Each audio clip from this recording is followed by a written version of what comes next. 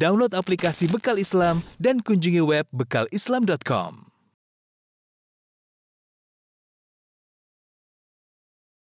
Bismillahirrahmanirrahim. Assalamualaikum warahmatullahi wabarakatuh. Alhamdulillahi ala ihsani wa syukru lahu ala taufiqihi wa amtinani. Asyhadu an la ilaha illallah wahdahu la syarika lahu ta'ziman li sya'ni. Wa asyhadu anna Muhammadan abduhu wa rasuluhu da'ila ridwanih. Allahumma salli alaihi wa ala alihi wa ashabihi wa ikhwani. Para pemirsa yang dirahmati oleh Allah Subhanahu wa taala, pada kesempatan yang berbahagia ini kita akan menyampaikan kisah seorang hamba yang sangat mulia, yang sangat penyabar, yang merupakan teladan bagi setiap orang yang ditimpa dengan musibah. Dialah Nabi Ayyub alaihissalam.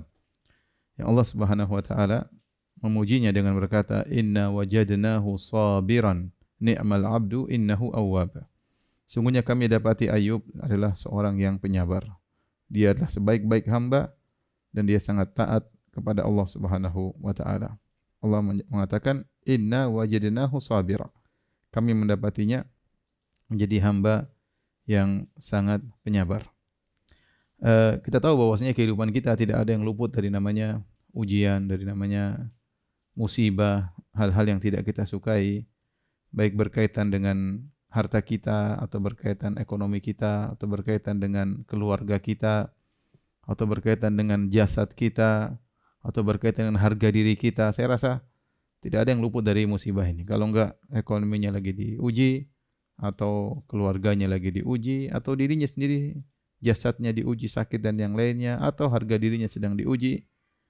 Dan itu semua dialami oleh Ayyub alaihissalam. Ya.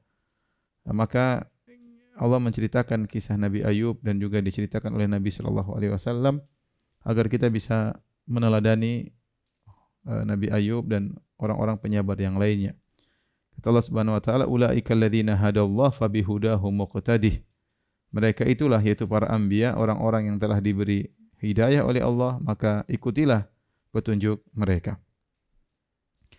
Adapun Nabi Ayyub alaihissalam, ya, dia adalah seorang nabi yang jelas Allah sebutkan dalam Al-Qur'an bahwasanya Allah Subhanahu wa taala memberi wahyu kepadanya. Kata Allah Subhanahu wa taala di antaranya dalam firman-Nya, "Inna auhayna ilaika kama auhayna ila Nuhin wan nabiyyina min ba'di wa auhayna ila Ibrahim wa Ismail wa Ishaq wa Yaqub wal asbat wa Isa wa Ayyub wa Yunus wa Harun wa Sulaiman wa atayna Dawuda zabura. Wa rusulan qad qasasnahum 'alaika min qabl wa rusulan lam naqsushum 'alaik wa kallama Allahu Musa taklima." Dalam ayat yang panjang kata Allah, sungguhnya kami telah mewahyukan kepada engkau wahai Muhammad sebagaimana kami wahyukan kepada Nuh dan nabi-nabi setelah Nuh. Kami wahyukan kepada Ibrahim, kepada Ismail, kepada Ishaq, kepada Yaqub, kepada Al-Asbat. Al-Asbat ini maksudnya nabi-nabi keturunan dari Bani Israel. Wa Isa wa Ayyub. Wa Isa wa Ayyub. Kepada Nabi Isa kami wahyukan, kepada Ayyub kami wahyukan, kepada Yunus, Harun, Sulaiman, dan kami berikan Zabur kepada Nabi Daud. Rusulan qad qasasnahum 'alaik. Para rasul yang telah kami kisahkan kepada engkau wahai Muhammad sebelumnya. Wa rusulan lam naqsushum 'alaik. Dan ada rasul-rasul yang kami tidak kisahkan kepada engkau wahai Muhammad. Wa kallama Allahu Musa taklima. Dan Allah telah berbicara dengan Nabi Musa dengan sebenar-benar pembicaraan. Jadi di sini Allah sebutkan ada rasul-rasul yang Allah ceritakan, ada rasul-rasul yang tidak Allah ceritakan. Di antaranya yang Allah ceritakan adalah Nabi Ayyub alaihissalam. Ya, jadi jelas Nabi Ayyub adalah seorang nabi, bukan sekadar orang soleh, tapi nabi. Ya. Kemudian Nabi Ayyub ini hidup di masa mana? Ini ada khilaf yang kuat di kalangan para ulama, disebutkan khilafnya oleh Ibnu Hajar dalam Fathul Bari. Ya, tidak ada dalil yang tegas yang menyatakan Nabi Ayyub hidup di zaman mana. Tetapi yang jelas Nabi Ayyub adalah dari keturunan Nabi Ibrahim, ya, alaihissalam. Di antaranya firman Allah Subhanahu wa taala surat Al-An'am ayat 84, "Wa wahabna lahu Ishaq wa Yaqub." Kami menganugerahkan kepada Ibrahim, Ishaq dan Yaqub. Kullan hadaina. Masing-masing telah kami beri hidayah. Wa Nuhan hadaina min qabl. Dan sebelum Nabi Ibrahim ada Nabi Nuh. Wa min dzurriyyatihi, dan dari keturunan Ibrahim, Dawud wa Sulaiman wa Ayyub wa Yusuf wa Musa wa Harun. Dari keturunan Nabi Ibrahim ada Nabi Daud, Nabi Sulaiman, Nabi Ayyub, Nabi Yusuf, Musa dan Harun. Wa kadzalika najzil muhsinin. Dan demikianlah kami beri balasan kepada orang-orang yang baik. Jadi Daud, Sulaiman, Ayub, Yusuf, Musa, Harun semuanya keturunan Nabi Ibrahim alaihissalam. Sudah pernah kita jelaskan secara global bahwasanya Ibrahim ya alaihissalam memiliki dua anak. Yang pertama adalah Ismail. Ini tinggal di Mekah. Kemudian Ishak. Yang Ishak punya anak dua adalah Al-Isu. Isu sama Yakub. Dan Yakub punya anak ada 12 ya. Ya. Di antaranya Yusuf, Binyamin.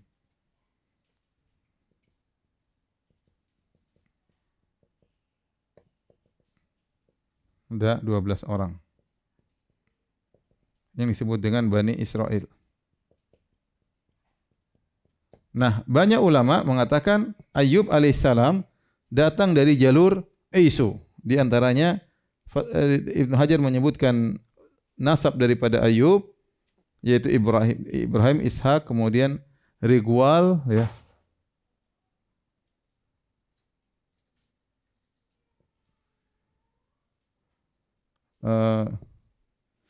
Sari baru Ayub ya.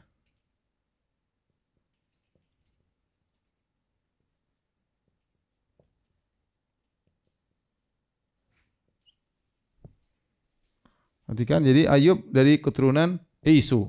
Isu bin Ishak. Ayub dari keturunan Isu. Ayub alaihissalam Sari bin Rigual bin Yakub. Disebutkan oleh Ibnu Hajar bahwasanya Isu menikah dengan putri Ismail, bint Ismail.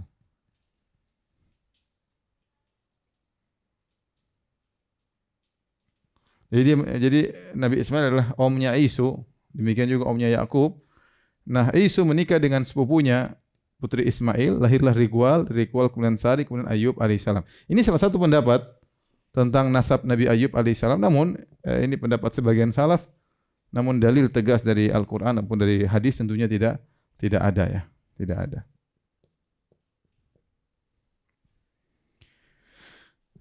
Jadi namanya Ayub bin Sari bin Rigual bin Isu bin Ishak bin Ibrahim. Ya, jadi dia sama keturunan Ishak, tapi bukan dari jalur Yakub, tapi dari jalur Isu. Pendapat lain juga disebutkan oleh Ibnu Katsir ya, dari Muhammad bin Sa'ib Al-Kalbi. Dia mengatakan awwalu nabiyyin bu'itsa Idris. Yang pertama nabi adalah Idris, summa Nuh, kemudian Ibrahim, kemudian Ismail, kemudian Ishak, kemudian Yakub, kemudian Yusuf. Kemudian Lut, kemudian Hud, kemudian Saleh, kemudian Syuaib, kemudian Musa, kemudian Harun, kemudian Ilyas, kemudian Ilyasa, kemudian Yunus, kemudian Ayub. Adapun pendapat Muhammad bin Sa'ib Al-Kalbi, Nabi Ayub ini nabi-nabi terakhir yang mendekati Rasulullah sallallahu alaihi wasallam, mendekati Nabi Isa. Ya, ini pendapat lagi dari sebagian salaf dari Muhammad bin Sa'ib Al-Kalbi. Jadi dia mengatakan Nabi Ayub itu setelah Musa dan setelah Harun, setelah Ilyas, setelah Ilyasa, setelah Yunus. Baru kemudian Ayub. Ayub baru kemudian Isa, ya. Jadi menjelang Nabi Isa, menjelang Nabi Muhammad sallallahu alaihi wasallam. Adapun menurut pendapat yang ini Nabi Ayub masih di awal-awal, masih jauh, ya. Jadi Nabi Ayub kira-kira setelah Nabi Yusuf. Nabi Ayub kira-kira setelah Nabi Yusuf zamannya. Wallahu a'lam bishawab. Maka ini ada khilaf yang kuat di kalangan para ulama, namun tidak ada dalil yang tegas tentang kapan zaman Nabi Ayub dan tidak begitu penting bagi kita. Yang jelas dia adalah keturunan Nabi Ibrahim alaihissalam, keturunan Nabi Ishak alaihissalam. Taib, Allah Subhanahu wa taala sebutkan kisah Nabi Ayub dalam Al-Qur'an dalam dua ayat. Yang pertama dalam surat Al-Anbiya 83 ya, ayat 83 kata Allah Subhanahu wa taala wa ayyuba idznada rabbahu, dan ingatkanlah atau sebutkanlah kisah Nabi Ayub. Idznada rabbahu, tatkala dia menyeru berdoa kepada Rabbnya dengan berkata anni massaniyad durru, sungguhnya aku ditimpa penyakit, ditimpa dengan penderitaan. Wa anta arhamur rahimin, dan engkau adalah zat yang maha penyayang, dari seluruh penyayang engkau yang paling penyayang. Kata Allah, fastajibna lahu, kami kabulkan permohonannya. Fakashafna babihi min dhurrin, dan kami hilangkan penderitaan yang ada pada dirinya. Wa atainahu ahlahu wa mithlahum ma'ahum, dan kami berikan, anugerahkan kepada dia keluarganya, dan kami lipat gandakan jumlah mereka. Rahmatan min indina, sebagai kasih sayang dari kami. Wa dzikra lil abidin, dan sebagai peringatan bagi orang-orang yang menyembah kami. Ini ayat pertama yang menceritakan tentang Nabi Ayub, di mana Nabi Ayub alaihissalam mengalami penderitaan dan dia berdoa kepada Allah dengan berkata, anni masaniyadh dhurru wa anta arhamur rahimin. Ya Rabbku, aku ditimpa dengan penderitaan dan engkau adalah yang paling penyayang dari seluruh orang yang menyayangi. Ya, engkau adalah zat yang maha penyayang. Maka Allah pun menghilangkan penyakitnya tersebut. Ayat yang lain dalam surat Shad, ayat 41 sampai 44, Allah juga menceritakan kisah Nabi Ayub. Allah berfirman, "Wadhkur 'abdana Ayyuba idz nada rabbahu anni massaniyash syaitanu binusbin wa adzab." Dan ingatlah akan hamba kami Ayub. Hamba kami Ayub. Jadi Allah terkadang menyebut Ayub dengan hambanya, ya. Ni'mal abdu, sebaik-baik hamba, menunjukkan Nabi Ayub adalah hamba yang hebat dalam beribadah kepada Allah Subhanahu wa taala. Hamba kami, kata Allah, ingatlah hamba kami yang namanya Ayub. Idznada rabbahu, tatkala dia berdoa kepada Rabbnya, anni massaniya syaitan. Sungguhnya aku diganggu oleh syaitan, binusbin wa azab, dengan penyakit, dengan penderitaan, wa azab, dengan siksaan, itu dengan bencana. Ya, nanti kita sebutkan apa penderitaan yang dialami oleh Nabi Ayub dan apa siksaan atau penderitaan atau bencana yang dialami oleh Nabi Ayub. Kata Allah, urkud. Allah kabulkan permintaan doanya Nabi Ayub. Kata Allah, urkud birijlika. Ya, kata Allah Subhanahu wa taala, hentakkanlah kakimu, itu disuruh tendangkan. Hadza muktasalun baridun wa syarab. Maka tiba-tiba keluar air dari tanah bekas tendangan atau hentakan kaki Nabi Ayub. Keluarlah air yang dingin, ya. Muktasalun bisa untuk digunakan mandi, baridun yang dingin, wa syarab, dan juga bisa untuk minum. Wa wahabna lahu ahlahu. Nanti kita akan jelaskan bahwasanya air tersebut digunakan mandi oleh Nabi Ayub, diminum, akhirnya Nabi Ayub sembuh dari penyakitnya. Wa wahabna lahu ahlahu wa mithlahum ma'ahum. Lalu kami anugerahkan kepada dia keluarganya. Wa mithlahum, dan seperti keluarganya, ya, dilipat gandakan ma'ahum. Rahmatan minna, sebagai kasih sayang dari kami, wa dzikra li ulil albab, dan sebagai pelajaran bagi orang-orang yang berakal. Wa khudh bi yadika dhiqzan fadrib bihi wa la tahnath. Kemudian kata Allah Subhanahu wa taala, ambillah dengan tanganmu sekumpulan rumput, ya. Fadrib bihi, yaitu taring-taring atau apa, ranting-ranting, ya, dikumpulkan. Fadrib bihi wala tahnath, pukulkan dengan kumpulan ranting-ranting tersebut atau kumpulan rumput tersebut. Wala tahnath, dan jangan kau melanggar sumpah. Inna wajadnahu sabiran, kami dapati dia adalah hamba yang penyabar. Ni'mal abdu innahu awwab. Dia adalah sebaik-baik hamba dan dia adalah sangat taat kepada Allah Subhanahu wa taala. Berbeda dengan nabi-nabi yang lainnya, Nabi Musa kisahnya panjang, Nabi Yusuf kisahnya panjang, Nabi Syuaib kisahnya panjang, Nabi Saleh kisahnya panjang. Adapun kisah Nabi Ayub Allah Subhanahu wa taala sebutkan sangat pendek. Ya. Oleh karenanya kalau kita ingin tahu tentang kisah Nabi Ayub secara lebih detail dan lebih dalam, mau tidak mau kita harus kembali kepada hadis dan athar para sahabat.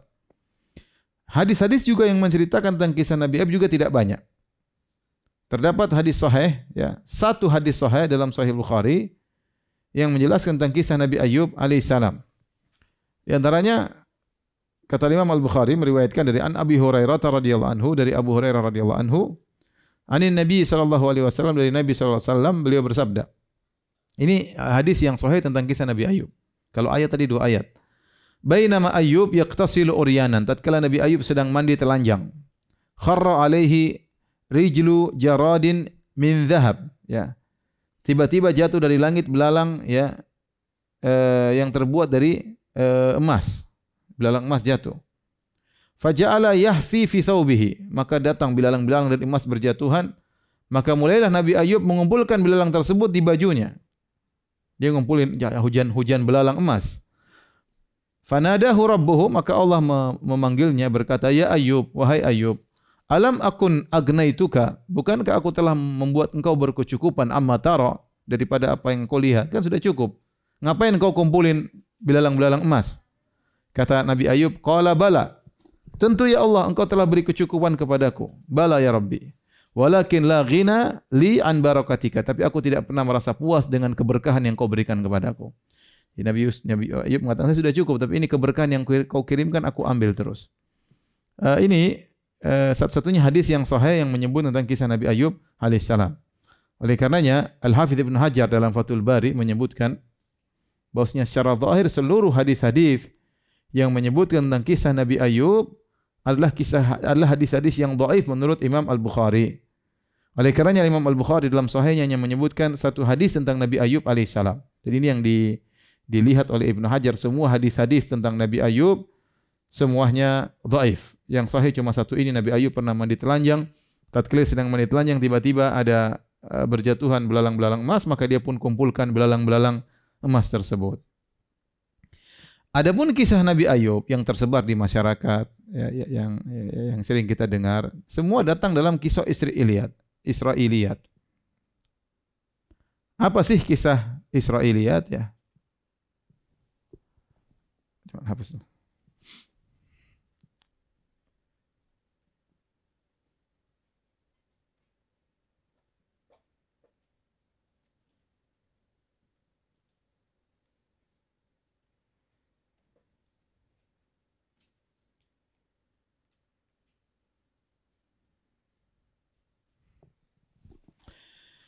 Kisah Israiliyat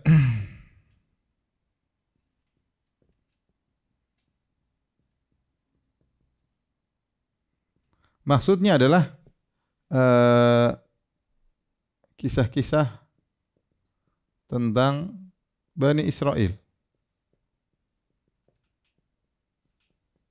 Tentang Bani Israel. Ya. Nah, kisah Israel ini bisa datang dari dua jalur. Ya. Datang Nabi yang bercerita. Nabi kadang bercerita tentang orang-orang terdahulu. Ada orang soleh di Bani Israel, tentang 3 orang dari Bani Israel.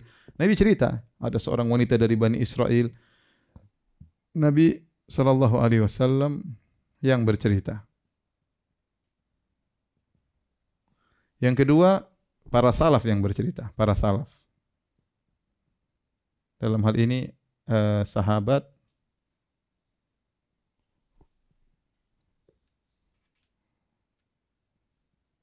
atau tabi'in. Kalau Nabi yang bercerita, ya, maka dilihat hadisnya sahih atau sanadnya dhaif.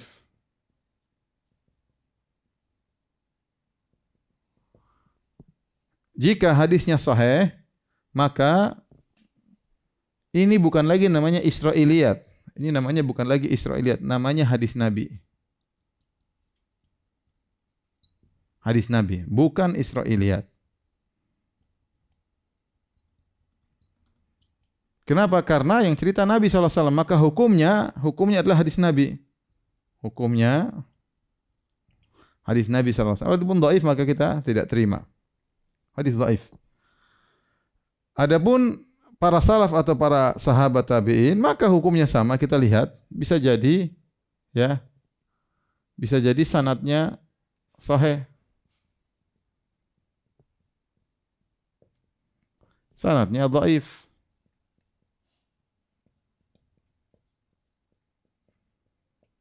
Kalau dhaif maka tidak kita terima. Ya. Nah, inilah yang disebut dengan Israiliyat. Inilah yang disebut Israiliyat.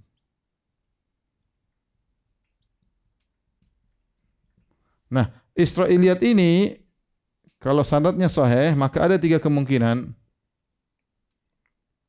Yang pertama, sesuai dengan syariat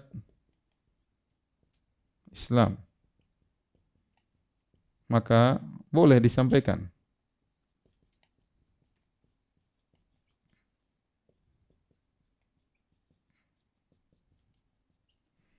Yang kedua, kontennya bertentangan dengan dalil-dalil sahih.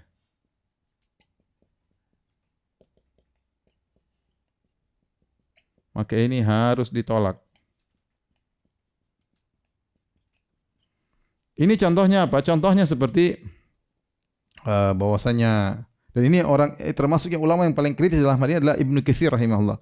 Ibnu Katsir dalam tafsirnya sering menyebutkan kisah-kisah Israiliyat, tetapi dia kritis ya. Contoh seperti kisah Auk bin Nuj atau Auk bin Nuj yang atau Auk bin siapalah namanya, yang kisah orang raksasa yang katanya tingginya sekitar 1,5 kilometer dan lainnya, kisah-kisah yang aneh, maka dibantah oleh Ibnu Katsir. Beliau mengatakan ini kisah enggak mungkin karena orang paling tertinggi Nabi Adam alaihissalam. Nabi Adam tingginya 60 hasta, enggak mungkin ada orang yang lebih tinggi daripada 60 hasta. Ini contoh bahwasanya ada kisah Israiliyat yang dibantah oleh para ulama karena bertentangan dengan hadis yang sahih. Rasulullah SAW mengatakan bahwasanya Adam diciptakan dengan tuluhu situna zira'an, tingginya 60 hasta. Kemudian walam yazalil khalqu yanqusu ba'du hatal an. Setelah itu manusia semakin berkurang tingginya sampai sekarang. Maka ini harus ditolak. Yang model ketiga ya, kontennya ya tidak didukung oleh dalil yang lain, dalil syar'i, namun juga tidak bertentangan. Cerita misalnya suatu cerita, wallahu alam benar atau tidak, maka ini boleh diceritakan. Kata Nabi SAW, hadithu an Bani Israel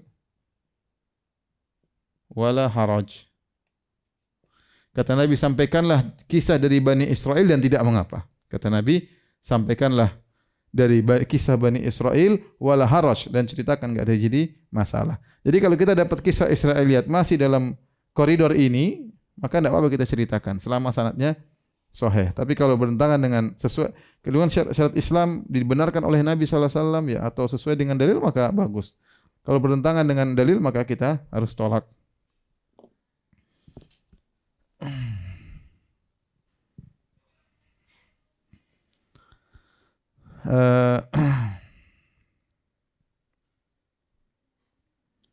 Oleh karenanya masalah tentang Nabi Ayub, bagaimana kisah yang dialami oleh Nabi Ayub alaihissalam, maka tidak ada dalil yang sahih dari Nabi SAW kecuali tadi satu hadis yang sudah kita sampaikan. Al-Quran menyebutkan dengan global, ya, kita perlu penjelasan dari apa maksud cerita Allah tersebut. Oleh karenanya mau tidak mau kita harus mengambil dari Israiliyat. Mau tidak mau kita harus mengambil dari Israiliyat. Oleh karenanya kalau kita membaca buku-buku tafsir tentang kisah Nabi Ayub dalam tafsir-tafsir Al-Quran, Ibnu Jarir, Ibnu Katsir dan yang lainnya, ya, maka mereka pasti menyampaikan kisah-kisah Nabi Ayub dari Israiliyat. Ya. Mereka pasti menyebutkan kisah-kisah dari Israiliyat tentang kisah Nabi Ayub alaihissalam. Ibnu Hajar berkata dalam Fathul Bari menyikapi tentang kisah-kisah Israiliyat tentang Nabi Ayub alaihissalam. Beliau mengatakan wa asahhu ma warada fi qissatihi ma akhrajahu Ibnu Abi Hatim wa Ibnu Juraij wa sahahu Ibnu Hibban wal Hakim min tariq Nafi' bin Yazid an Uqail an Az-Zuhri an Anas. Dan kisah Israiliyat yang paling sahih, kata hadis tadi sudah. Sekarang kisah Israiliyat maksudnya sahabat atau tabi'in ya.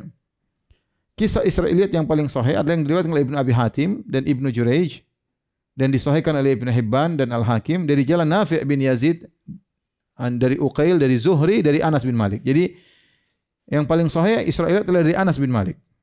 Apa kata Anas bin Malik? Anas seorang sahabat radhiyallahu anhu, dia bercerita tentang kisah Nabi Ayub. Ya, tentang kisah Nabi Ayub.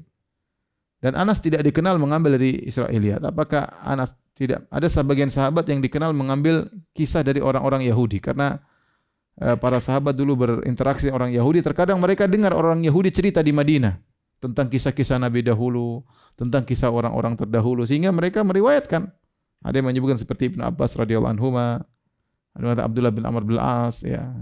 Setahu saya Anas bin Malik bukan termasuk orang yang sering mendengar dari Israiliyat, tapi Allah alam bisawab, nanti perlu dicek kembali. Intinya Anas bercerita, anna Ayyub alaihissalam ubtuliya, kata Anas bin Malik radhiyallahu anhu, sungguhnya Ayyub alaihissalam diuji oleh Allah. Falabitha fi balaihi 13 sanah.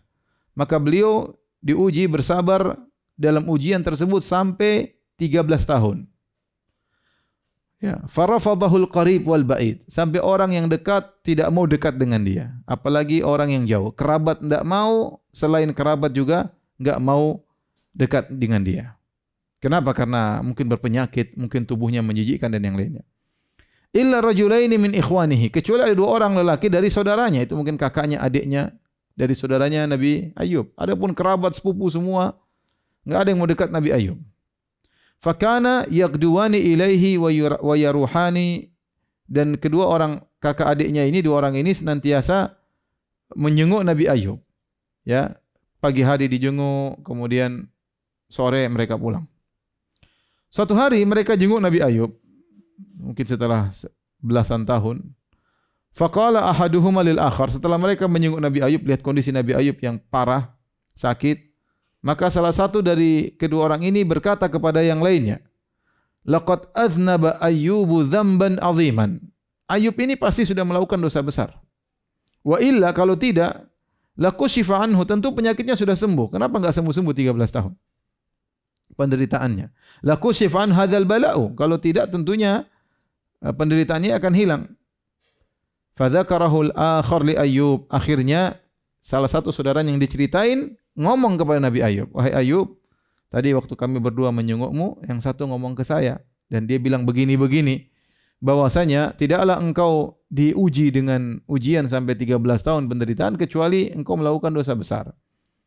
Fahazina, maka Ayub pun sangat bersedih. Wada Allah hina idzin, tatkala itulah baru kemudian dia berdoa yang Allah abadikan dalam Al-Qur'an, anni masaniyad dhurru wa anta arhamur rahimin. Ya Allah, sungguhnya aku ditimpa dengan penderitaan dan Engkau adalah Maha Penyayang di antara para penyayang.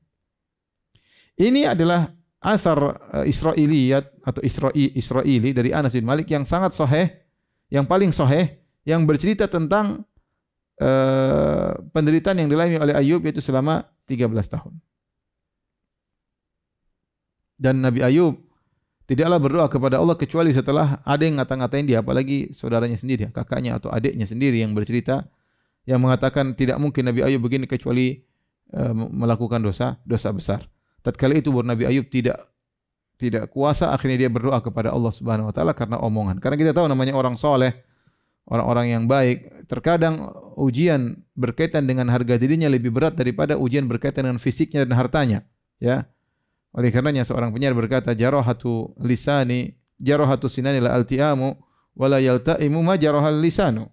Luka akibat sayatan pedang masih bisa diperbaiki, masih bisa disembuhkan, tapi luka diakibatkan sayatan lisan sulit untuk diperbaiki, sulit untuk disembuhkan. Kemudian Anas melanjutkan, kita lanjut tadi kisah Israiliyat tadi. Setelah ada yang cerita, sungguhnya engkau wahai Ayub tidak mungkin terkena penyakit sebanyak ini kecuali karena melakukan dosa besar, ya. Suatu hari kharaja li hajatihi wa amsakat imra'atuhu biyadihi. Maka Nabi Ayub suatu hari keluar, ada keperluan, kemudian istrinya menuntunnya, memegangnya karena dia tertati-tati, sakit parah. Falamma faragha, kemudian tatkala Nabi Ayub setelah keluar dari hajatnya, mungkin buang hajat ya, dituntun oleh istrinya. Istrinya sangat salehah, nanti akan diceritakan bagaimana istrinya sangat salehah, ya. Nabi Ayub dalam kondisi sulit pun dia temani, bukan seperti kata orang ada uang abang disayang, enggak ada uang abang ditendang, ya. Dicerai sama istri. Falamma abta'at alaihi, ya, tatkala istrinya lambat, ya. Jadi Nabi Ayub sudah buang hajat, istrinya enggak datang-datang untuk ngangkat dia. Kok datang-datang lama? Fa auhallahu ilaihi, maka Allah kasih wahyu kepada Nabi Ayub. Anirqud birijlik. Maka hentakkanlah kakimu di tanah. Fa daraba birijli arda. Maka Nabi Ayub pun memukulkan kakinya di tanah. Fa naba'at ainun, tiba-tiba keluar mata air. Faktasala minha. Maka kemudian dia pun mandi dari mata air tersebut. Faraja'a sahihan. Kemudian dia pun sembuh tiba-tiba. Sembuh, badannya segar kembali, sehat walafiat. Faja'at imra'atuhu, datang istrinya. Mau setelah ngantar buang air besar ditinggal, kemudian datang mau dijemput lagi oleh istrinya. Falam ta'rifu, istrinya bingung, mana Ayub? Ya. Karena Ayub sudah kembali segar, sehat. Fasa'alatu an Ayub, maka istrinya tanya sama Nabi Ayub, Ayub di mana? Tadi lihat enggak ada laki-laki sini sakit, kemudian gini. Maka Ayub berkata, fa inni ana huwa, saya ini Ayub. Saya ini Ayub. Istrinya kaget. Wa kana lahu andarani ahaduhuma lil qamhi wal akhar lisyair. Nabi Ayub punya dua tempat, semacam dua bejana. Yang satu untuk menyimpan al-qamah, yang satu untuk syair, satu untuk gandum putih, satu untuk gandum merah, ya.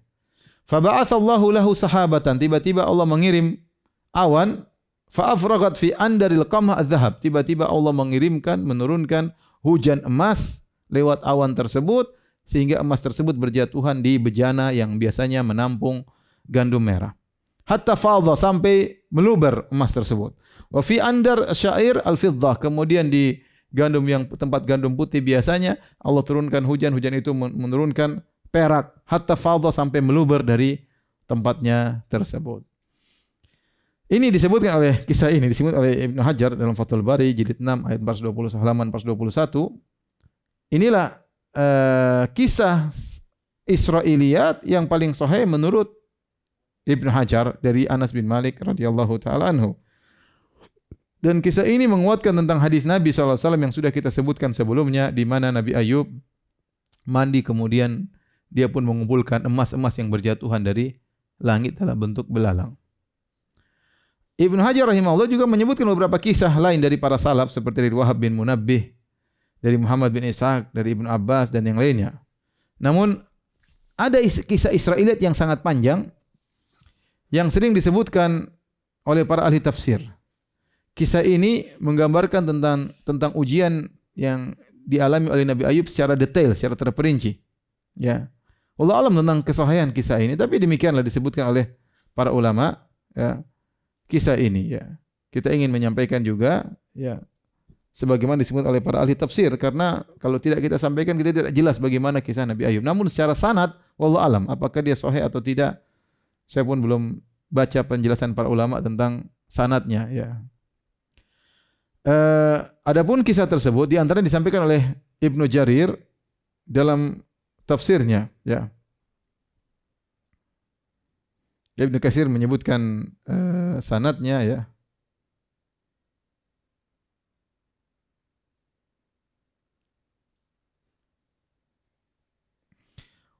Beliau mengatakan haddatsan Al-Qasim an Al-Husain an Makhlad bin Husain an Hisham an Al-Hasan an Hajjaj an Mubarak an Al-Hasan. Ini semua perlu dicek, ya. Rawi-rawi ini bagaimana sahih atau tidak. Tapi intinya meriwayatkan dari Al-Hasan Al-Basri, seorang imam dari kalangan para tabi'in. Ya, Hasan Al-Basri ma'ruf. Dia bercerita tentang Nabi Ayub alaihissalam. Kita bacakan kisahnya, ya. Inna Ayub atahu Allahu malan wa awsa alaihi. Nabi Ayub alaihissalam diberikan harta oleh Allah dan Allah lapangkan hartanya. Walahu minan nisa wal baqar wal ghanam wal ibil. Dia punya istri, dia punya sapi, punya kambing, punya onta-onta. Wa inna aduwallah iblis qila lahu. Dan ada yang berkata kepada iblis, hal taqdiru an taftina Ayub? Apa kau mampu menggoda Ayub? Qala rabbi in Ayub asbaha fi dunya min malin wa waladin wa la yastatu an la yashkuruka walakin sallitni ala malihi. Maka iblis berkata kepada Allah, wahai Allah, sungguhnya hambamu Ayub, dia diberikan dunia, harta, anak-anak, punya istri, ya, dan dia tidak mampu untuk tidak bersyukur kepadamu, selalu bersyukur kepada engkau. Walakin sallitni ala mali. Tapi ya Allah, izinkanlah aku, kata iblis minta izin sama Allah. Ya Allah, izinkanlah aku untuk menggodanya, menguji dari sisi hartanya, wa waladi, dan juga anak-anaknya. Wa satara kaifa yuti'uni wa ya'sik, dan kau akan lihat ya Allah, Ayub akan taat kepadaku dan bermaksiat kepada engkau ya Allah. Maka Allah pun mengizinkan iblis untuk menggoda Ayub dari sisi harta dan anak-anaknya. Maka setan pun datang kepada hewan-hewan ternak Nabi Ayub berupa kambing. Kemudian setan pun membakar kambing-kambing tersebut. Kambing-kambing tersebut terbakar, tewas semuanya. Kemudian dia pun datang kepada Ayub dan Ayub sedang salat. Ya. Dan setan menjelma menjadi seorang penggembala kambing. Ya, dan dia berkata, "Wahai Ayub, tusalli li rabbik ma tarakallahu laka min masyatika syai'an minal ghanam illa ahraqaha bin niran." Maka Nabi Ayub sedang salat, tiba-tiba penggembala kambing yang adalah iblis yang menjelma jadi penggembala kambing, dia berkata, "Wahai Ayub, kau sedang salat. Salat untuk Tuhanmu, sementara Tuhanmu tidak membiarkan satu kambing pun selamat. Semua kambingmu dibakar oleh Tuhanmu." Ya. "Aku tadi di ujung sana dan aku datang untuk mengabarkan kepada engkau." Maka Ayub berkata, "Ya Allah, Allahumma anta ataita wa anta akhadta." Ya Allah, engkau yang telah memberikan aku kambing-kambing dan engkau mengambilnya. Maka selama engkau masih menyisakan jiwaku, aku memuji engkau ya Allah atas indahnya ujian yang kau berikan kepadaku. Akhirnya ternyata setan tidak berhasil menggoda Ayub tatkala kambing-kambingnya dibakar. Kemudian setan iblis menggoda lagi. Dia mendatangi sapi-sapi Nabi Ayub yang dimiliki Nabi sangat banyak. Kemudian dibakar seluruhnya. Kemudian dia mendatangi Ayub dan Nabi Ayub sedang salat dan dia goda dan Nabi Ayub menjawab juga sama. "Ya Allah, engkau yang telah memberikan aku sapi dan engkau yang mengambilnya. Silakan, selama kau masih menyisakan jiwaku, yaitu aku masih bisa beribadah, maka lakukanlah yang kau kehendaki." Kemudian setan tidak berhasil. Setan datang lagi ke onta-onta Nabi Ayub. Semua onta-onta Nabi Ayub dibakar oleh setan, mati semuanya. Ya.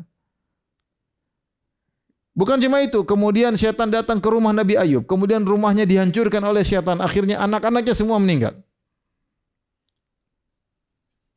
Maka setan datang kepada Ayub. "Wahai Ayub, Allah telah mengutus buat anak-anakmu runtuh rumahmu. Sehingga rumahmu akhirnya runtuh dan anak-anakmu semuanya binasa." Maka Ayub berkata ketika itu, "Ya Rabbku, sungguhnya engkau telah berbuat baik kepadaku dengan seluruh kebaikan. Sebelum hari ini sebelum hari ini selalu aku disibukkan dengan cinta kepada harta di siang hari, dan aku disibukkan di malam hari dengan cinta kepada anak-anak, karena aku sayang kepada mereka. Sekarang engkau telah mengambil hartaku dan engkau telah mengambil anak-anakku, maka aku akan fokuskan pendengaranku dan penglihatanku, malamku dan siangku untuk memuji engkau ya Allah. Aku akan bertasbih dan bertahlil." Setan tidak berhasil lagi. Ternyata semua sudah dibinasakan. Ya, Ayub malah berkata demikian. Akhirnya setan pun pergi. Ya, dia tidak mendapati keinginan sama sekali. Akhirnya setan dipanggil oleh Allah. Allah berkata, "Kaifa ra'aita Ayub?" Wahai iblis, gimana kau dapati hambaku Ayub? Maka iblis berkata, ya Ayub, qad alima annaka saturaddu alaihi maluhu waladu, walakin sallitni ala jasadihi. Ya Allah, Ayub tahu sih hartanya akan dikembalikan oleh engkau, anaknya akan dikembalikan oleh engkau ya Allah, tapi izinkan aku untuk mengganggu jasadnya. Kalau dia diuji dengan penderitaan pada jasadnya, dia akan nurut sama aku dan dia akan bermaksiat kepada engkau ya Rabb. Fasullit ala jasadi, maka Allah izinkan setan untuk menguji Ayub dari sisi jasadnya. Maka setan pun datang, fanafakha fihi nafkhatan, maka dia pun meniup Ayub pada jasadnya. Ya. Maka kemudian keluarlah penyakit luka dari kepalanya sampai badannya seluruhnya. Ini ujian yang sangat berat. Sampai orang-orang semua jijik kepada Nabi Ayub. Sampai dia pun dibawa, tidak diletakkan lagi di rumah, tapi diletakkan di Mazbalah Kunasa di Bani Israel. Ada Bani Israel punya semacam tempat sampah, Ayub diletakkan di situ. Kenapa? Karena badannya penuh dengan luka. Ya. Tidak ada hartanya, tidak ada anaknya, tidak ada temannya. Tidak ada seorang pun yang mau mendekati Ayub kecuali istrinya. Istrinya soleha ya. Dalam kondisi demikian istrinya soleha. Istrinya soleha datang dalam hadis sahih, dalam asar sahih, datang juga dalam Israiliyat ini. Sabarat ma'ahu bisidq, maka istrinya benar-benar bersabar, tulus merawat Ayub. Wa kana ta'tihi bi ta'am, maka istrinya membawakan makanan buat Ayub. Kemudian jika Ayub memuji Allah, maka istrinya ikut memuji Allah. Dan Ayub dalam kondisi demikian tidak pernah malas untuk berzikir kepada Allah Subhanahu wa taala. Tidak pernah malas untuk memuji Allah, untuk menyanjung Allah, dan dia bersabar atas apa ujian yang Allah berikan kepadanya. Maka Hasan Al-Basri melanjutkan kisahnya. Fasarakha iblis aduullah sarkhatan jama fiha junudahu min aqtaril ardi jazaan min sabri Ayub. Maka setan pun jengkel. Tidak berhasil. Sapinya sudah dihancurkan, kambingnya sudah dihilangkan, ontanya sudah dihilangkan, hartanya sudah ludes, rumah sudah ambruk, ya, anak-anak sudah dibunuh oleh iblis. Tidak berhasil juga, iblis akhirnya jengkel. Iblis teriak, wah, teriak dengan suara yang keras. Dia panggil seluruh pasukannya. Seluruh pasukan iblis berkumpul, rapat besar. Datang dari penjuru dunia, semua datang karena setan jengkel dengan sabarnya Ayub. Maka mereka pun kumpul di hadapan setan. Maka mereka berkata, wahai iblis, anak buah iblis semua berkata, ma khabaruka, kau kumpulkan kami, ada apa gerangan? Ma ayak, apa yang telah membuat engkau sampai seperti ini? Qala a'yani hadzal abdul ladzi sa'altu rabbiya an yusallitani ala mali waladihi. Ini hamba ini telah membuat aku putus asa, tidak mampu, ya. Buat aku gagal, ya. Hamba yang namanya Ayub, ya, yang aku telah diizinkan untuk menggodanya, dan aku telah binasakan seluruh hartanya, anaknya, tetapi dia semakin bersabar, semakin memuji Allah Subhanahu wa taala, semakin menyanjung Allah Subhanahu wa taala. Kemudian aku diizinkan untuk menguji badannya, dan aku biarkan dalam seluruh tubuhnya semuanya penyakit, luka dari ujung kepala sampai ujung kaki. Bahkan aku biarkan dia terpaparkan di tempat kotoran sampahnya Bani Israel. Tidak seorang pun yang mendekati dia kecuali istrinya. Faqad uftudhihtu bi rabbi. Aku malu di hadapan Rabbku. Tidak berhasil menggoda Ayub. Fastantu bikum, maka saya minta tolong sama kalian anak buahku, maka tolonglah aku. Maka anak-anak buahnya berkata, "Hei iblis, mana tipu dayamu? Aina makruka? Kau kan pandai bertipu daya, masa tidak berhasil? Mana ilmumu, kau telah berhasil menggoda orang-orang sebelum ini. Kenapa kau tidak berhasil menggoda Ayub?" Iblis berkata, "Batala dzalika kullu fi Ayub." Semua trikku, semua caraku sudah hancur semua di hadapan Ayub. Fa asyiru alayya, beri ide kepadaku. Maka mereka berkata, kami kasih ide. Bukankah Adam tatkala engkau keluarkan dari surga, dari mana kau goda Adam? Kata iblis, dari istrinya. Kata setan-setan kecil, kalau gitu ikut. Maka itu caranya. Godalah Ayub dari sisi istrinya. Ya, sungguhnya Ayub sayang sama istrinya, tidak mungkin dia membangkang istrinya. Dan tidak ada yang dekat dengan dia kecuali istrinya. Subhanallah. Istrinya solehah, ya. Mungkin suami kayak begini, luka parah, terpaparkan, tapi dia tetap sabar, ya, mengayomi istri, mengayomi suaminya. Kata iblis, benar-benar asabtum. Kalian setan-setan kecil pintar, ya. Maka akhirnya iblis pun pergi ke istrinya. Istrinya sedang bersedekah. Fatamathala laha fi surati rajulin. Iblis pun menyamar menjadi seorang laki. Kemudian dia bertanya, "Mana suamimu wahai hamba Allah?" Qala huwa dzaka yahukku kurhahu. Itulah suamiku yang sedang garu-garu lukanya. Wa yataraddadu ad-dawabu fi jasadi, dan ulat-ulat berjalan di badannya. Falamma sami'a tami an takuna kalimat jaza. Tatkala iblis mendengar istrinya cerita seperti itu, iblis ingin istrinya mengeluh. Maka fawaqa'a fi sadriha fawaswasa ilaihi, maka iblis pun masuk ke dalam dada sang wanita, kemudian diwaswas, dibisik-bisikin. Fadzakkaraha ma kanat fi minan na'am. Maka iblis tadi sudah menjelma menjadi laki-laki, kemudian iblis masuk ke dalam dadanya membisik-bisikin. Maka dibuatlah ingat masa lalu yang indah. Istrinya dibuat ingat tentang kenikmatan-kenikmatan. Wal mal, dulu punya harta yang banyak, kemudian punya hewan-hewan ternak yang banyak. Kemudian istrinya diingatkan dulu Ayub ganteng banget. Bagaimana masa muda Ayub sebelum terkena penyakit ini. Ya, kemudian diingatkan tentang sekarang, lihat bagaimana kondisi Ayub dalam kondisi penderitaan, luka sekujur tubuhnya, garuk-garuk, penuh dengan ulat di badannya. Ya. Maka istrinya tidak sabar, maka sarahat, maka dia pun berteriak. Maka tatkala dia istrinya berteriak, maka iblis tahu bahwasanya, ya, istri Ayub sudah mengeluh. Maka ataha bi sakhlatin, maka kemudian iblis pun membawakan kambing kepada istrinya. Kemudian dia berkata, hendaknya kambing ini ya disembelih ya untuk Ayub. Sembelih untukku bagi Ayub, maka dia akan sembuh. Kemudian istrinya pun datang bawa kambing tersebut. Dia datang kepada Ayub, dia berkata, wahai Ayub, sampai kapan yu'adzibuka rabbuka? Sampai kapan Tuhanmu terus menyiksamu seperti ini? Ala yarhamuka? Kenapa Tuhanmu tidak sayang kepadamu? Ainal masya? Lihat bagaimana, mana semua hewan-hewan ternak kita sudah hilang semuanya. Ainal mal? Mana harta semuanya sudah hilang. Ainal walad? Anak-anak kita juga sudah hilang semua. Ainal sadiq? Mana teman? Enggak ada sama sekali. Ainal launukal hasan? Mana tubuhmu, kulitmu yang indah? Semuanya sudah berubah. Wasara mislar ramat? Sekarang tubuhmu semua seperti debu, ya, hancur lebur penuh dengan ulat. Aina jismukal hasan ladzi qad baliya? Mana tubuhmu yang dulu indah sekarang sudah rusak semua. Wa taraddada fihi dawab? Sekarang ulat-ulat sudah berjalan di tubuhmu. Idbah hadhihi sakhlah wastarih? Sembelihlah ini kambing ini, kemudian selesai. Disuruh menyembelih kepada selain Allah. Disuruh syirik. Ayub paham, kata Ayub, ataki aduullah wa istriku. Musuh Allah telah datang kepadamu. Fanafakha fiki, dan dia telah menggodamu. Fawajada fiki rifqan wa ajabtihi, dia telah mendapati dirimu lemah dan kau telah memenuhi ya seruannya. Wa ilaki araaiti ma tabkina alaihi mimma tadhkurin? Celaka engkau wahai istriku. Ya. Lihatlah apa yang kau sekarang tangisi.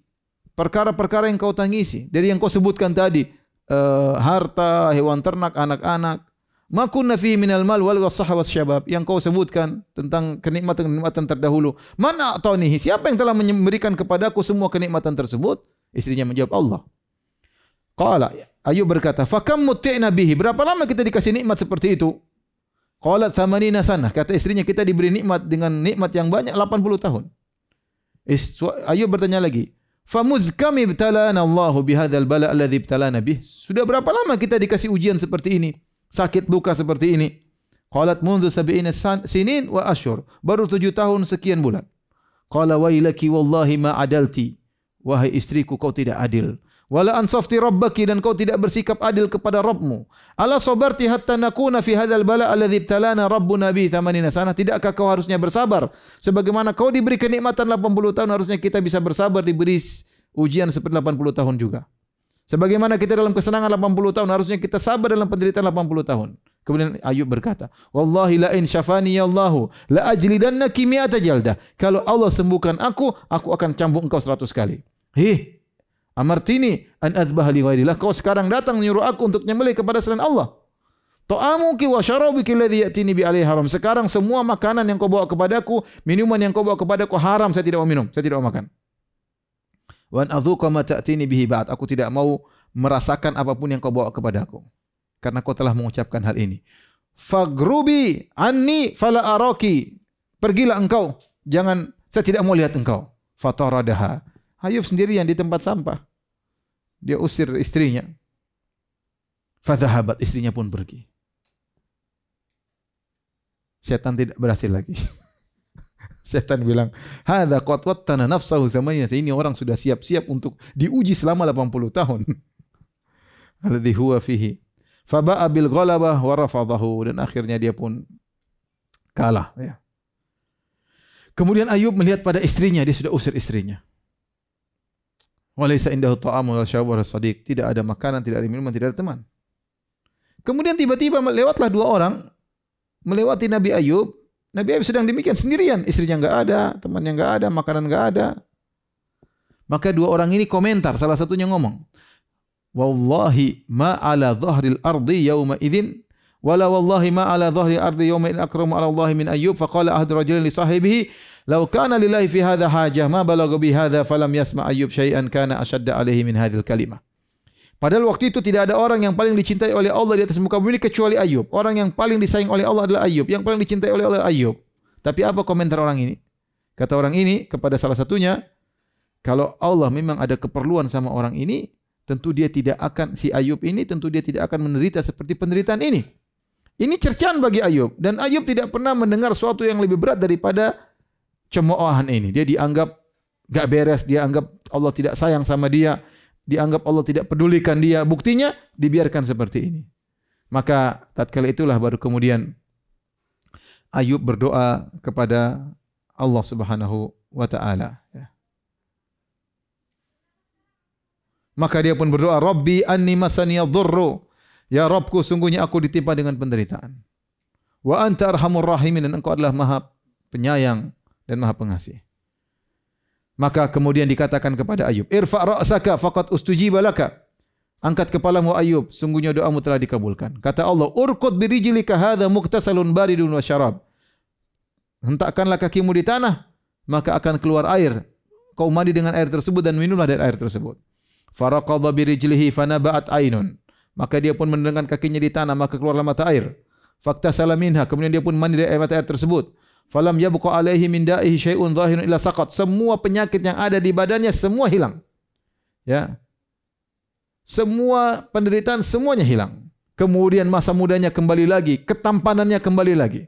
Bahkan lebih tampan daripada sebelumnya, lebih baik daripada sebelumnya, ya. Kemudian dia pukulkan lagi kakinya kedua kali, maka keluarlah air lagi, kemudian digunakan untuk minum. Maka tidak ada suatu penyakit dalam dirinya pun karena kena air tersebut kecuali keluar semuanya. Maka dia pun dalam kondisi sehat, ya. Maka dia pun diberikan oleh Allah baju yang indah. Maka dia pun melihat ke kanan ke kiri. Nabi Ayub sembuh tiba-tiba, ganteng tiba-tiba, lebih ganteng daripada sebelumnya, sehat tiba-tiba, tiba-tiba pakai pakaian yang indah dari Allah Subhanahu wa taala. Faja'ala yaltafitu wa la yara syai'an. Dia pun lihat kanan kiri, tidak ada yang lihat sesuatu pun. Ya. Maka lahu min ahlin wa malin illa waqad ad'afahu Allahu lahu. Tiba-tiba, ya, dia tidak melihat semua yang pernah dulu dia miliki, berupa harta, ya, berupa binatang ternak, ya, semuanya Allah hadirkan kembali. Bahkan Allah lipat gandakan kembali. Ya. Kemudian bahkan dari berterbangan di situ ada jarat, yaitu belalang-belalang dari emas, maka Nabi Ayub pun memeluk belalang-belalang tersebut, ya. Sebagaimana datang dalam hadis yang sahih, ya. Kemudian fakharaja hatta jalasa ala makanin musyrif. Kemudian Nabi Ayub pun keluar dari tempat kotor tersebut, tempat tadi, kemudian dia pergi ke suatu tempat yang agak tinggi. Datanglah istrinya. Istrinya rupanya kasihan, sudah diusir datang lagi, ya, kasihan. Maka dia berkata kepada Ayub, apakah kau lihat tadi ada orang di sini, ya, yang mengusirku tadi? Siapa yang kasih dia makan? Istrinya kasihan, ini ditinggal, siapa yang kasih makan? Ya. Ada ahu yamut ju'an am yadhi'u fatakulu siba. Saya enggak tahu tadi orang ini apakah saya tinggalkan dia akhirnya mati karena kelaparan atau sudah dimakan sama binatang buas.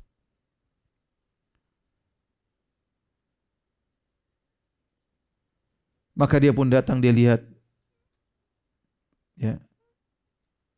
Mohon maaf, tadi istrinya ngomong pada dirinya sendiri, ya. Dia ngomong pada dirinya sendiri. Waktu dia sudah pergi, dia ngomong, tadi gimana si Ayub? Saya tinggalkan, dia sudah usir saya. Tapi kalau saya tinggalkan nanti dia mati atau kemudian dimakan binatang buas, la arji'anna ilaihi. Saya akan kembali ke tempat tersebut. Maka dia pun balik ke tempat kotoran, tempat sampah. Maka tidak lagi tempat sampah di situ dilihat, semua sudah berubah. Ya. Semua kondisi telah berubah. Kemudian dia putar-putar di situ dan dia menangis. Ya. Di situ ada mata air yang tadi Ayub tendang, kemudian keluar mata air. Kemudian tiba-tiba ada seorang memakai kain yang indah, kemudian datang kepada wanita tersebut. Ya. Kemudian dia bertanya, "Ma turini ya amatallah?" Apa yang kau cari wahai hamba Allah? Padahal Ayub. Maka istrinya menangis. Maka istrinya berkata, aku mencari seorang lelaki yang tadi terbuang di sini di tempat sampah. Aku tidak tahu apakah dia sudah hilang atau kemana atau apa yang telah terjadi padanya. Maka Ayub bertanya, kau ini siapanya? Fabakat, wanita ini menangis. Dia berkata, itu suamiku. Fahal ra'aitahu, apa kau lihat suamiku? Kemudian istrinya terus menangis. Dia tadi di sini. Kemudian akhirnya Ayub berkata, apakah kau kenal suamimu jika kau melihatnya? Kata sang wanita, apakah saya tidak tahu? Ya, melihat, saya pasti tahu dia kalau saya lihat dia. Akhirnya istrinya Ayub melihat kepada Ayub. Ya, kemudian dilihat dengan penuh lihat perhatian, sementara Ayub dengan karismatiknya. Ya. Kemudian dia berkata, ketahuilah bahwasanya suamiku kalau dia sehat seperti kamu. Kalau dia seperti kamu. Maka Ayub berkata, fa inni ana Ayub. Aku adalah Ayub suamimu. Yang tadi kau perintahkan aku untuk menyembelih untuk syaitan. Sungguhnya aku telah taat kepada Allah dan aku maksiat kepada syaitan. Ya, aku telah berdoa kepada Allah dan Allah telah mengembalikan seluruh apa yang kau lihat. Inilah para pemirsa yang dirahmati oleh Subhanahu wa taala, ya, riwayat yang disampaikan oleh Hasan Al-Basri, ya, tentang bagaimana kisah Nabi Ayub alaihissalam. Dalam sebagian riwayat juga disebutkan, ya, bahwasanya istrinya bersabar, tiap hari berikan makanan untuk Ayub bertahun-tahun sampai 7 tahun. Sampai suatu hari istrinya kehabisan duit, enggak ada lagi harta untuk beri makan Ayub. Sementara dia punya rambut yang panjang dan dia punya kepang 2. Akhirnya dia jual rambutnya. Ketika itu orang senang punya rambut panjang. Maka dia potong rambutnya 1, dia jual. Ayub heran, dari mana kau dapat makanan, kau tidak punya uang? Kata dia, saya jual kepangku. Maka Ayub marah, jangan kau lagi lakukan demikian. Jangan kau jual kepangmu kepada orang lain. Ya, kalau kau jual lagi kepangmu, saya akan cambuk engkau 100 kali. Akhirnya duitnya habis lagi. Akhirnya istrinya tidak tega lihat Ayub dalam kondisi penderita, maka dia jual lagi kepang satunya. Dapat duit lagi, dia kasih makan. Akhirnya Ayub bilang, saya kan sudah bilang jangan kau jual kepangmu. Akhirnya Ayub mengatakan, kalau gitu saya harus mencambukmu 100 kali kalau saya sembuh. Itulah tatkala Nabi Ayub sembuh, maka Allah mengatakan, wa khudh biyadika dhikfan fadrib bihi wala tahnath. Ketika Nabi Ayub sembuh, Nabi Ayub harus mencambuk istrinya 100 kali. Dengan apa? Dengan diambillah semacam lidi atau semacam ranting-ranting, ya, dikumpulkan, kemudian dipukulkan sekali, ya, agar Nabi Ayub tidak melanggar sumpah. Maka selesai sumpah yang dia ucapkan tentang istrinya.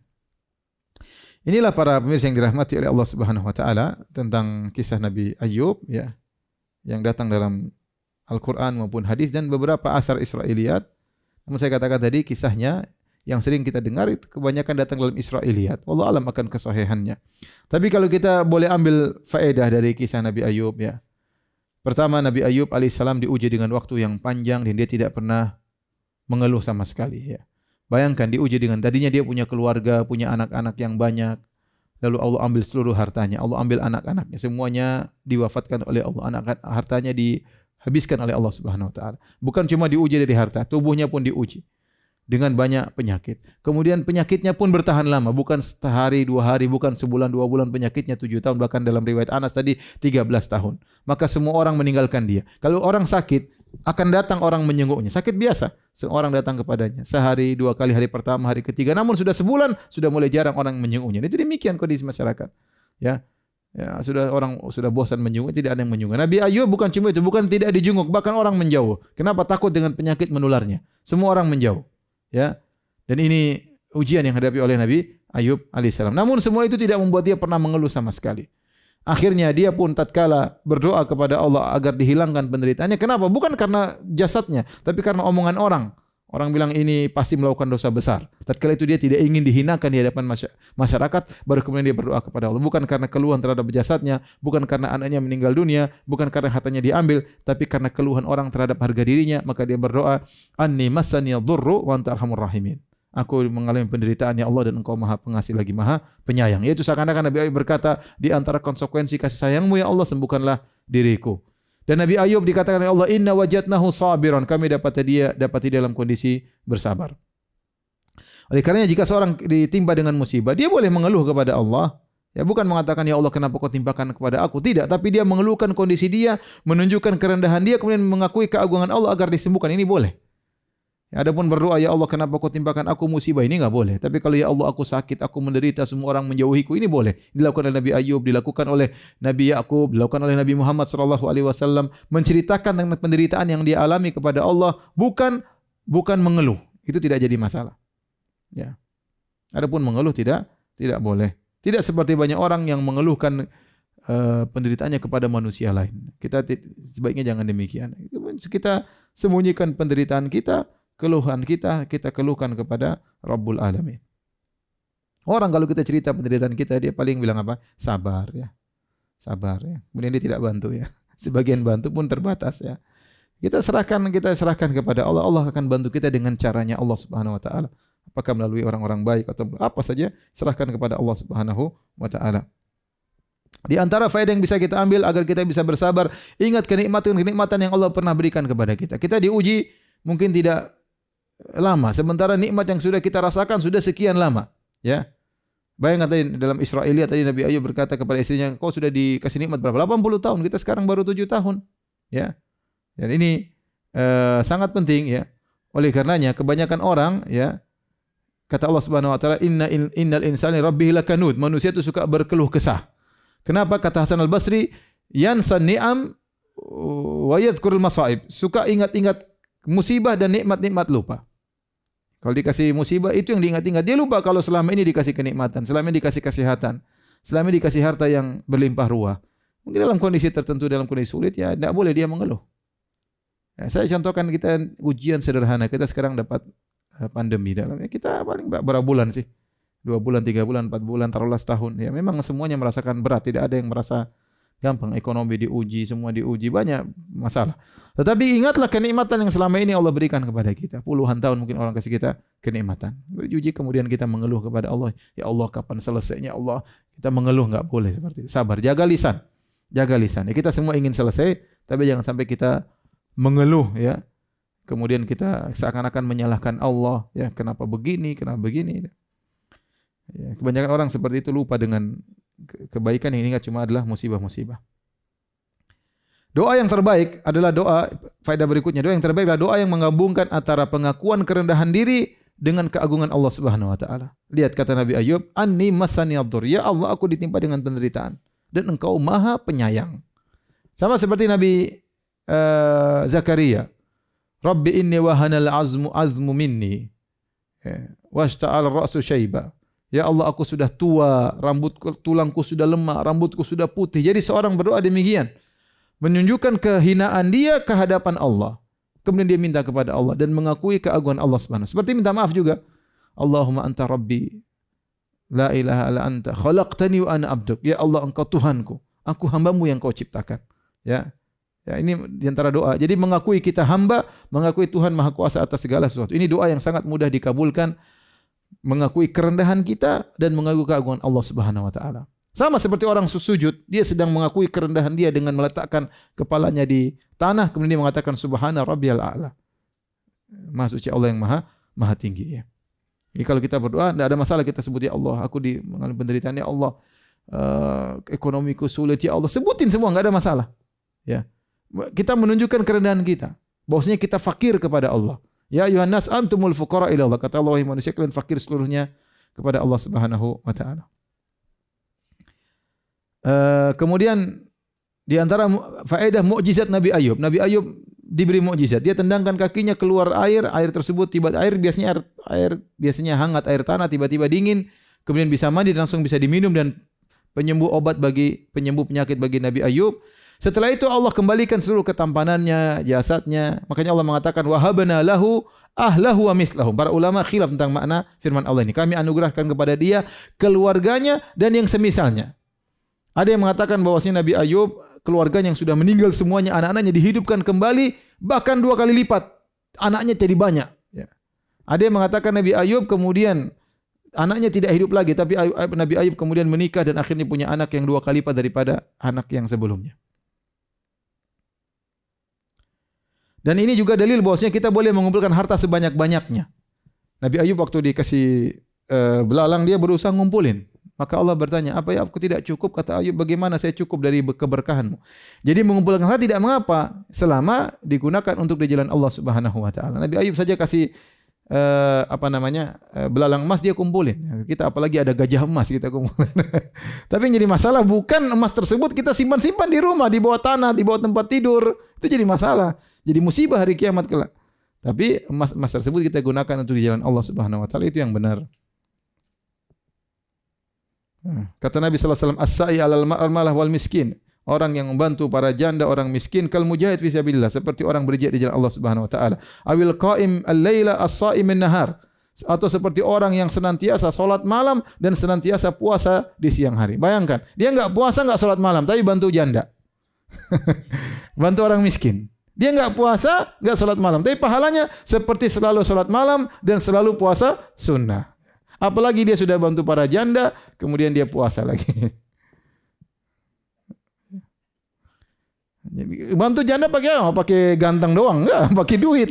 Harus ada duit, bantu, kasih orang miskin, para janda, anak yatim, itu baru namanya bantu. Kalau enggak punya duit, gimana cara bantu? Maka maksud saya, tidak mengapa kita punya duit, dan itu tidak jadi masalah, karena itu berkah dari Allah. Yang penting kita gunakan di jalan Allah Subhanahu wa taala, bukan untuk kita tumpuk-tumpuk. Kemudian juga di antara dalil boleh mandi telanjang. Nabi Ayub mandi telanjang. Disebut dalam hadis Nabi Ayub mandi telanjang selama tidak dilihat oleh orang lain yang bukan istri kita, ya. Adapun tidak ada yang melihat, kita telanjang enggak ada masalah, sebagaimana tadi dalam hadis bainama Ayub yaktasilu uryanan, tatkala Ayub mandi telanjang. Dan juga Nabi bercerita tentang Nabi Musa alaihissalam yang juga mandi telanjang. Ini menunjukkan bahwasanya boleh mandi telanjang. Adapun sama suami istri enggak ada masalah. Sebagaimana kata Aisyah, kuntu aktasilu anna wa Nabi sallallahu alaihi wasallam min ain wahidin. Kata Aisyah, aku dan Nabi mandi bareng dari satu tempayan. Tentu saling melihat di antara mereka, enggak ada masalah. Kemudian yang faedah berikutnya, berusaha untuk menunaikan janji. Nabi Ayub berjanji, saya akan mencambuk engkau wahai istriku 100 kali. Maka Allah tidak ingin janji Nabi Ayub dibatalkan. Maka Allah kasih solusi, caranya ngambil ranting-ranting, dikumpulkan kemudian dipukul sekali kepada istrinya. Kemudian di antara faedah dari kisah ini, bagaimana setianya istrinya Nabi Ayub alaihissalam. Ini istri yang solehah, istri yang bisa kita lihat solehah tatkala dalam kondisi susah. Ya, subhanallah, sebagian orang, ya, ada orang subhanallah dulu kaya raya, kemudian tiba-tiba dia miskin, tiba-tiba ekonominya jatuh, istrinya tinggalkan dia, istrinya kawin lagi. Itu ada kejadian di antara kawan-kawan kita. Ya, oleh karenanya semoga Allah menganugerahkan kepada kita istri-istri yang solehah, ya, yang tetap sayang kepada kita dalam kondisi lapang maupun dalam kondisi susah. Jangan menjadi kalau ada uang abang disayang, ya, kalau tidak ada uang abang ditendang, ya. Abang diomelin tiap hari. Tapi demikian saja kajian kita. Subhanakallah bihamdik asyhadu an la ilaha illa anta astaghfiruka wa atubu ilaik. Assalamualaikum warahmatullahi wabarakatuh.